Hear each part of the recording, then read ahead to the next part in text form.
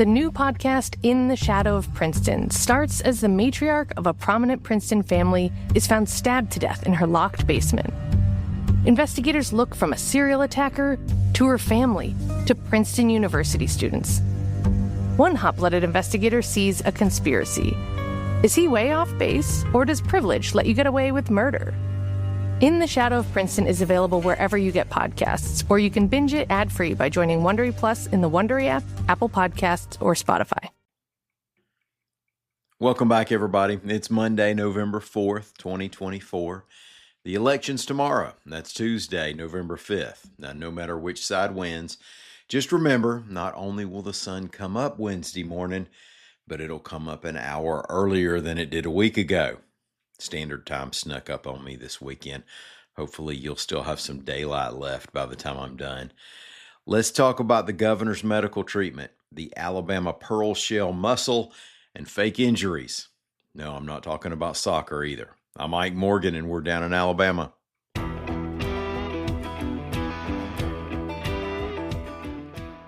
Governor Kay Ivey was treated by paramedics Sunday night for what her staff said was a case of dehydration, reports AL.com's Mike Kaysen.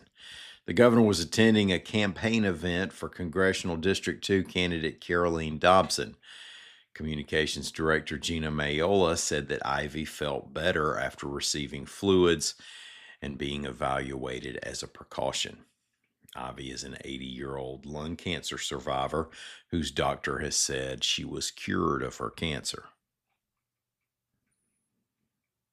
Recent South Alabama road work was aimed at protecting a rare mollusk in small creeks and streams, reports AL.com's Margaret Cates for the Mobile Press Register Digital Edition.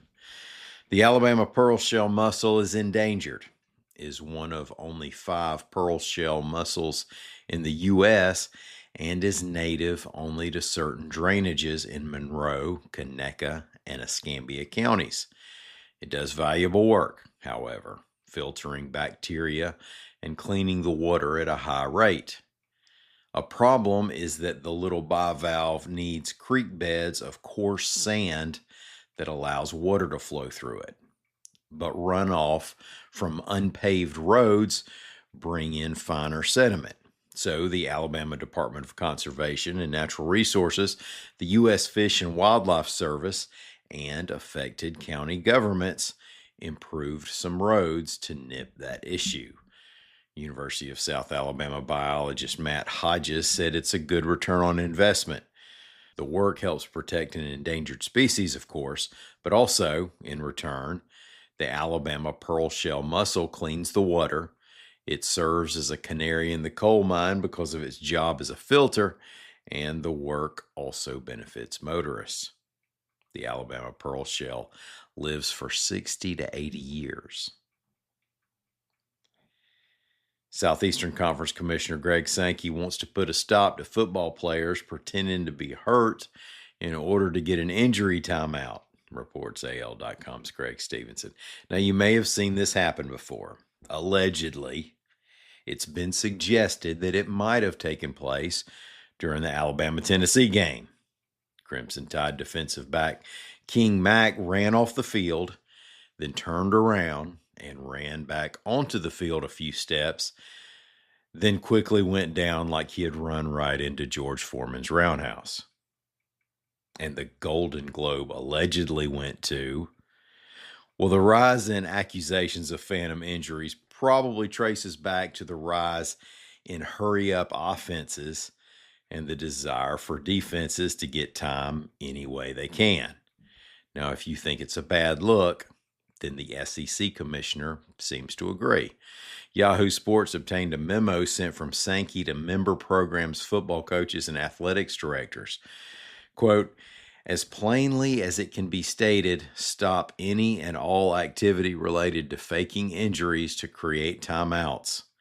When a game stoppage is needed, use a timeout in accordance with NCAA Football Rule 334.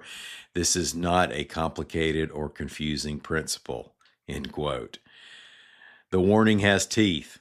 In cases where the National Coordinator for Football Officiating determines that it is, quote, more likely than not, that a player is channeling Brando.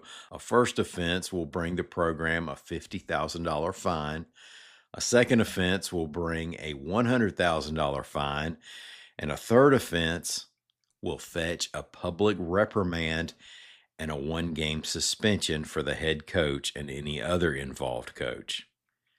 In other words, there will likely never, ever be a third offense. Thank y'all for listening. We're going to be back here again tomorrow, Election Day. Until then, y'all come see what we're doing anytime you want to on the internet at al.com.